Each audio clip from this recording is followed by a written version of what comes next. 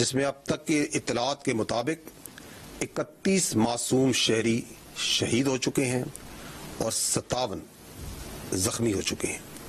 ان شہادتوں اور زخمیوں کے بڑھنے کی بڑی وجہ لائن آف کنٹرول پر بھارت کی جاری شدہ بلا اشتعال فائرنگ اور سیز فائر وائلیشنز ہیں۔ بھارت کے اس بزدلانہ حملے کی جتنی بھی مذمت کی جائے کم ہے۔ یہ حملہ، یہ 6 اور 7 کی شب بھارت کا مکروہ اور گھنونا چہرہ سب کے سامنے بے نقاب کرتی ہے کہ ہمارا دشمن اتنا کم ظرف اور بزدل ہے کہ اپنے سامنے مد مقابل فوج سے لڑنے کی بجائے وہ رات کو بزدلوں کی طرح چھپ کر معصوم شہریوں کو اور آبادیوں کو نشانہ بناتا ہے۔ اس کی بربریت کا نشانہ بننے والے معصوم شہری اور اسپیشلی جو معصوم بچے ہیں، کم عمر بچے، ان کی ایک جھلک میں آپ کو دکھانا چاہتا ہوں۔ یہ معصوم بچے جنہوں نے ابھی زندگی کی بہاریں دیکھنی تھی، کیا یہ ہیں وہ دہشت گرد جن کو بھارت نے 6 اور 7 کی شب کو نشانہ بنایا؟ یہ بھارت سے آپ ایکسپیکٹ کر سکتے ہیں۔ اس سے پہلے ہم کئی بار دیکھ چکے ہیں، ہم سب کے سامنے روز روشن کی طرح آیا ہے کہ کس طرح بھارت اپنی پراکسیز کے ذریعے پاکستان میں ٹیررزم اور دہشت گردی کو فروغ دے رہا ہے۔ اس کے شواہد آپ سب کے سامنے ہیں، دنیا کے سامنے ہیں۔ اور جب ریاست پاکستان نے ان ٹیررسٹ کے اگینسٹ اپنا نیوز ٹائٹ کرنا شروع کیا، ان کی سپیس کم کرنی شروع کی، ان کے لیے زمین تنگ کرنی شروع کی، تو وہ خود اپنی فوج کے ساتھ دہشت گردی کی کارروائی پہ اتر آیا۔ کیونکہ 6 اور 7 کی شب کو جو ہوا، جو معصوم شہریوں کو اور بچوں کو نشانہ بنایا گیا، یہ دہشت گردی نہیں تو اور کیا ہے۔ And it's not surprising because once you start sponsoring terrorism, it takes a click to just turn into a terrorist yourself. کیونکہ یہ بات تو اب ثابت ہو چکی ہے کہ ٹرانس نیشنل ٹیررزم اور کلنگز میں بھارت کس طرح انوالو ہے، اور یہ بات صرف ہمارے سامنے نہیں بلکہ دنیا کے سامنے بھی شواہد اور ثبوت کے ساتھ ثابت ہو چکی ہے۔ بھارتی فوج کا ایک اور عمل جو کل کی شب کو دیکھا گیا کہ کس طرح پاکستان میں مختلف مقامات پر مساجد کو نشانہ بنایا گیا، قرآن پاک شہید کیے گئے۔ آپ کو اس سلسلے میں ایک اور کلپ دکھانا چاہوں گا۔ یہ مرید کے دیکھیے کہ کس طرح مساجد میں قرآن پاک شہید کیے گئے۔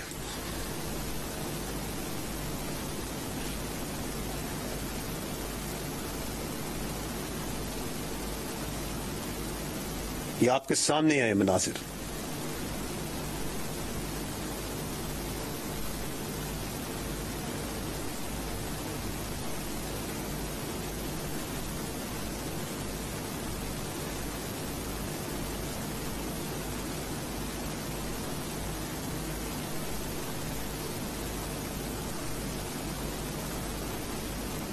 یہ بہاولپور میں مسجد میں جس کو نشانہ بنایا گیا،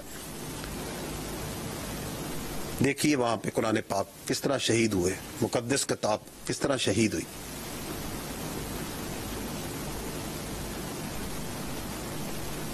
آپ مجھ سوال یہ ہے کہ وہ کون سا دنیا میں مذہب ہے، وہ کون سی انسانیت ہے جو اس بات کی اجازت دیتی ہے کہ اگر آپ کسی اور کی عبادت گاہوں کو، ان کی مقدس کتابوں کو شہید کریں اور اس کی بے حرمتی کریں؟ کیا اس کا کوئی تعلق ہے انسانیت سے؟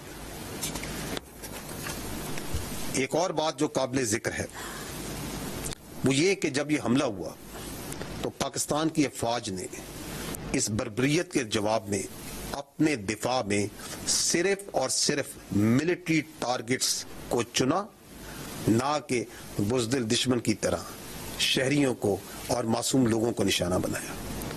And an important point to note is کہ یہ وہ ملٹری ٹارگٹس تھے صرف who explicitly were employed to attack Pakistan's sovereignty, soil and the citizens of Pakistan.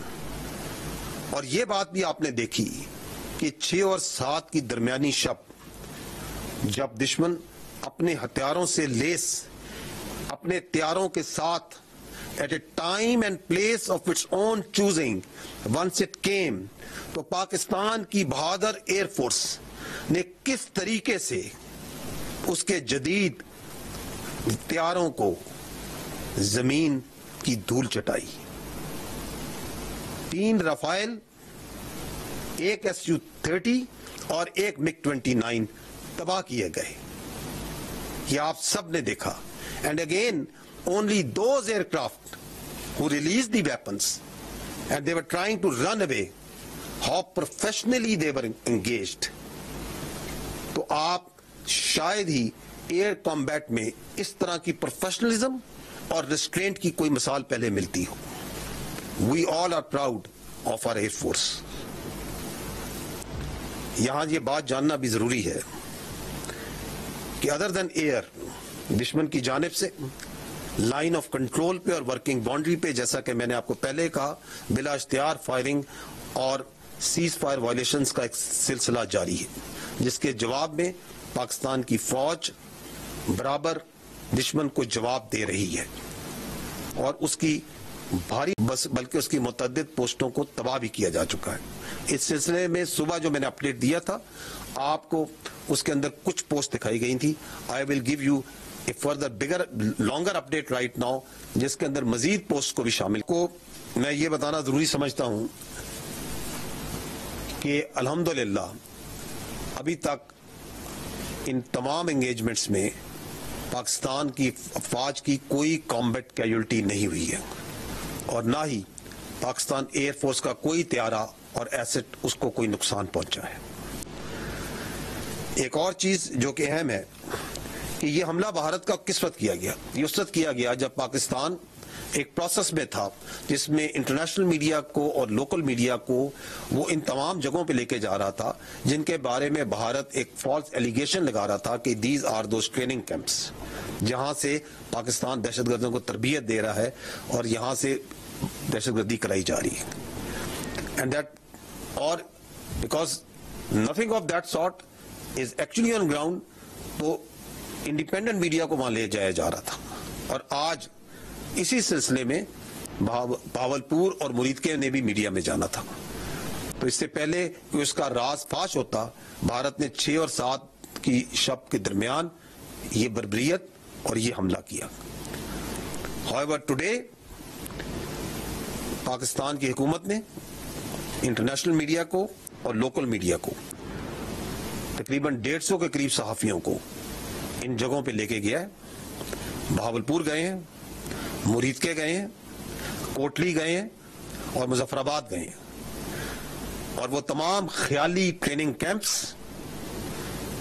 اور دہشت گرد کی خیالی اماجگاہیں ان کو ان انڈیپینڈنٹ جرنلسٹ نے نہ صرف خود دیکھا ہے بلکہ وہاں پہ فلم بندی کی ہے، اس کی ویڈیوز بنائی ہیں. اور یہ آپ اس وقت دنیا میڈیا کی وساطت سے، فری میڈیا کی وساطت سے اس کو دیکھ رہی ہے اور خود اپنی ججمنٹ لے رہی ہے کہ کیا وہاں پہ کوئی دہشت گردی تھی، اس کے کوئی آثار تھے، یا وہ مساجد تھیں جہاں پہ آپ نے دیکھا جس طرح انہیں شہید کیا گیا، یا قرآن شہید کیے گئے، یا وہاں پہ وہ گھر تھے، وہ کوارٹرز تھے، وہ معصوم غریب لوگ رہ رہے تھے وہاں پہ اور اپنی زندگیاں گزار رہے تھے.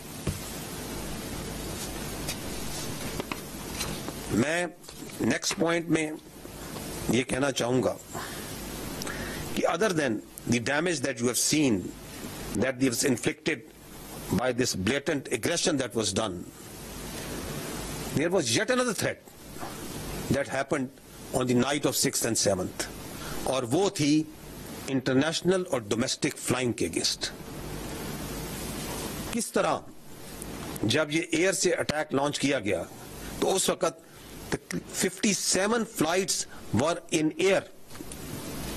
آپ اس شارٹ میں دیکھ سکتے ہیں کہ there were multiple flights جو اس وقت ایئر میں تھیں. اور اس میں جو سینکڑوں ہزاروں جو مسافر تھے, their lives were put in grave danger. یہ فلائٹس نہ صرف پاکستان کی تھیں, پاکستان کی ایئر لائنز کی تھیں, اس میں سعودیہ کی بھی تھی, اس میں قطر کی بھی تھی, ایمریٹس کی بھی تھی, اتحاد کی بھی تھی, گلف ایئر کی بھی تھی, چائنا کی بھی فلائٹس تھیں, کورین بھی تھیں, تھائی بھی تھیں, اور بہت سی جگہوں کی فلائٹس تھیں. اور ان تمام پیسنجرز کو بھارت میں اپنی ایگریشن کی بھینٹ چڑھانے کے لیے خطرے میں ڈالا. I don't think there has ever been something like that has happened in warfare before, if you can call this warfare or what else we can name it. Another point that we observed, we talked about it a little in the morning, کہ کس طرح جو نیلم جیلم پار hydro power project ہے اس کے اوپر shelling کی گئی اور اس کو نشانہ بنایا گیا. آپ اس اگر دیکھیں تو یہاں پہ آپ کو جو ڈیمیج ہے, کچھ ڈیمیج جو ہے وہ نظر آئے گا. یہ چلائیے اس کو.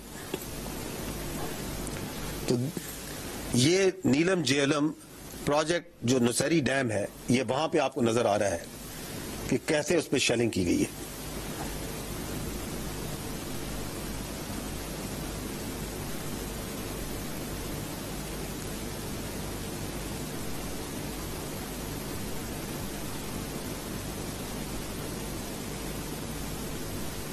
امپورٹنٹ پوائنٹ ٹو نوٹ از کہ اس کے بارے میں آپ کی انٹرنیشنل جو کمیونٹی ہے یا کنونشنز ہیں وہ کیا کہتے ہیں.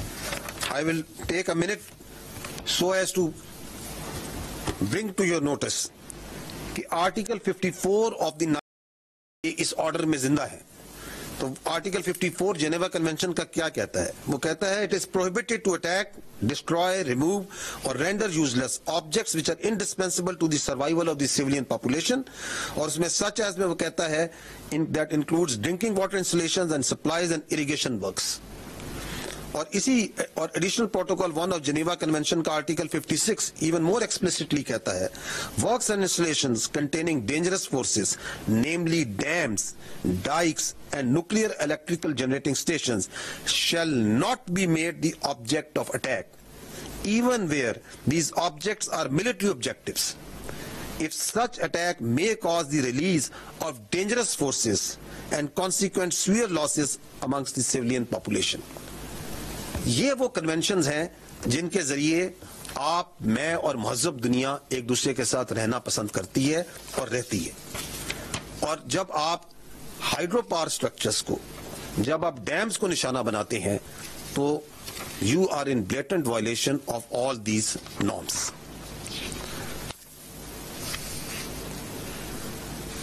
آج میں آپ کو یہ باور کرانا چاہتا ہوں کہ آج قومی سلامتی کونسل کمیٹی کا جو اجلاس ہوا ہے اس میں یہ طے پایا ہے کہ اقوام متحدہ کے آرٹیکل 51 کے تحت پاکستان نے دفاع کا حق استعمال کرتے ہوئے مسلح افواج کو مکمل اختیار دیا ہے کہ وہ مناسب وقت, جگہ اور طریقے سے جواب دے. قومی سلامتی کے اعلامیہ میں یہ بتایا گیا ہے کہ in consonance with Article 51 of the United Nations Charter, Pakistan reserves the right to respond in self-defense at time, place and manner of its choosing, to avenge the loss of innocent Pakistani lives and blatant violations of its sovereignty. The armed forces of Pakistan have duly been authorized to undertake corresponding actions in this regard. Pakistan remains committed to peace with dignity and honor and reiterates that it shall never allow any violation of its sovereignty, territorial integrity or permit any harm to its proud people. آخر میں صرف یہ کہنا چاہوں گا کہ قوم کو افواج پاکستان پہ اور افواج پاکستان کو اپنی بہادر قوم پر فخر ہے, اور دونوں اس طرح متحد ہیں اس بھارتی جارحیت کے خلاف. اور ہم اپنے اس عزم کا اعادہ کرتے ہیں کہ ہماری امن کی خواہش, ہماری امن کی شدید خواہش کو کبھی بھی کمزوری نہ سمجھا جائے, کیونکہ اپنے عوام کے تحفظ پر, اپنی زمین کے تحفظ پر افواج پاکستان کبھی کوئی سمجھوتا نہیں کریں گی.